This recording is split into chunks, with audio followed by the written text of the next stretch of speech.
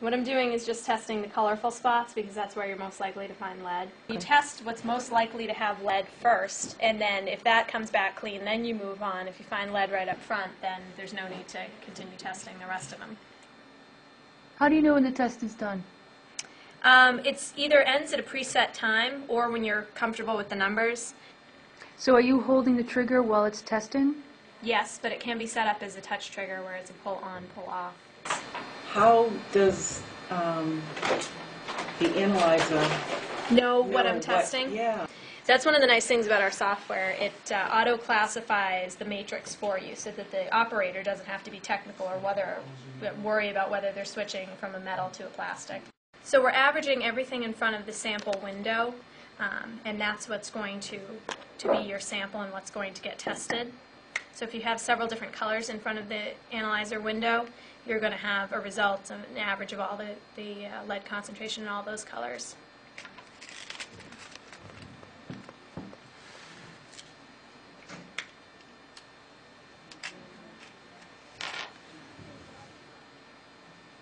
These buttons, right, they're all different colors, and there's the lovely B.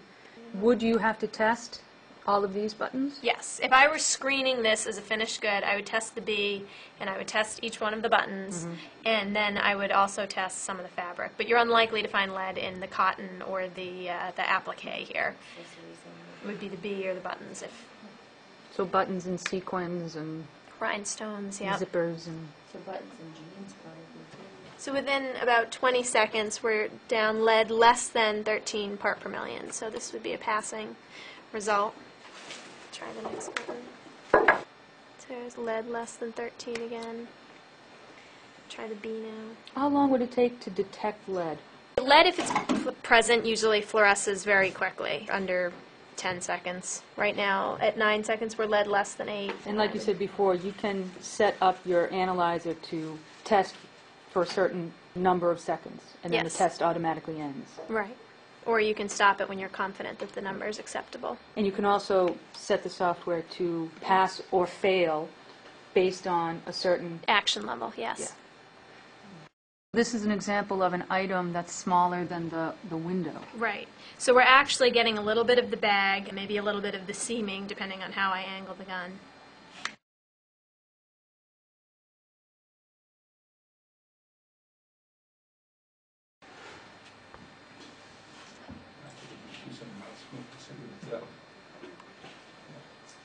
If this were an actual product, the only thing that would have lead in it would be the Rhinestones. rhinestones. So the manufacturer would either need to take off all the rhinestones and get new ones put on, or they would just fail the product, because even if one component on the product has lead, the entire product is a failure. So that's down lead less than 14. Now the next thing I would do are these snaps on the back.